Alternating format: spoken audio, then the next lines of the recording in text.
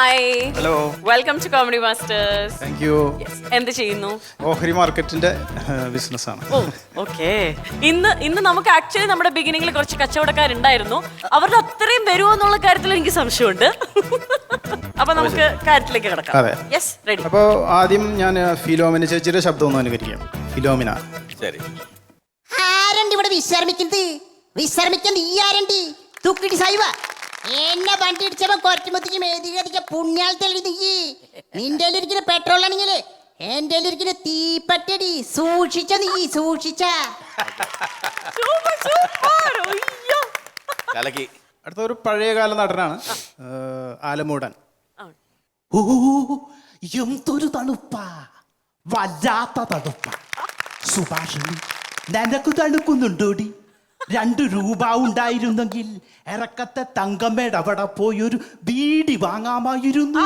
ഓ എന്തൊരു തണുപ്പാ. സൂപ്പർ. കലക്കി. അപ്പൊ അടുത്തത് ഞാൻ ഈ 10 വിരലുണ്ടല്ലോ, നമുക്ക് ഈ 10 വിരലിന്റെ ഇടയിലുള്ള ചില സൗണ്ടുകളാണ്. ഈ വിരൽ ഉപയോഗിച്ച് നമുക്ക് കുയിലിന്റെ ശബ്ദം കേൾക്കാം.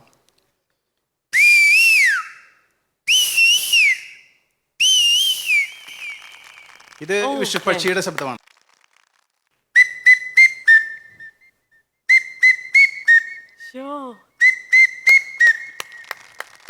ഈ വിരൽ ഉപയോഗിച്ചാൽ നമുക്ക് റഫറിമാരൊക്കെ ഉപയോഗിക്കുന്ന വിസിലിന്റെ ശബ്ദം.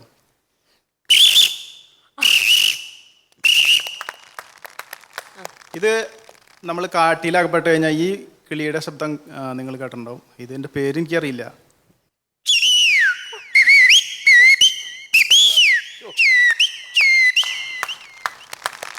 ഇത് ഉപയോഗിച്ച് നമുക്ക് കോളിംഗ് ബെല്ലിന്റെ ശബ്ദം കേൾക്കാം.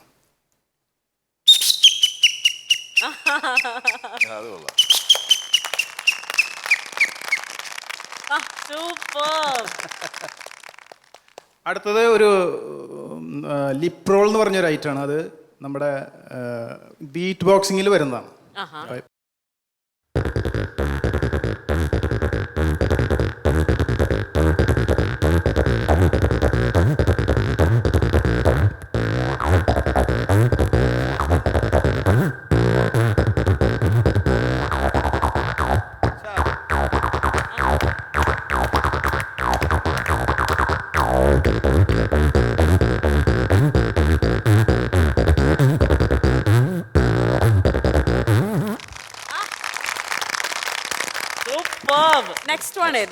നെക്സ്റ്റ് വൺ ഒരു മുഗർശങ്കിന്റെ ഇതാണ്. മുഗർശങ്ക് കണ്ടിട്ടുണ്ടല്ലോ.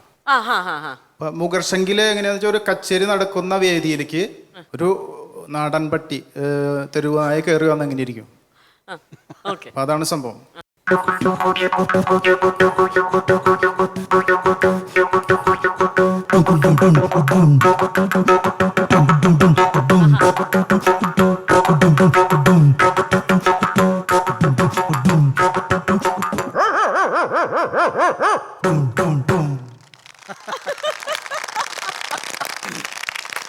വെറൈറ്റി തന്നെയായിരുന്നു. ബ്യൂട്ടിഫുൾ ആയിരുന്നു.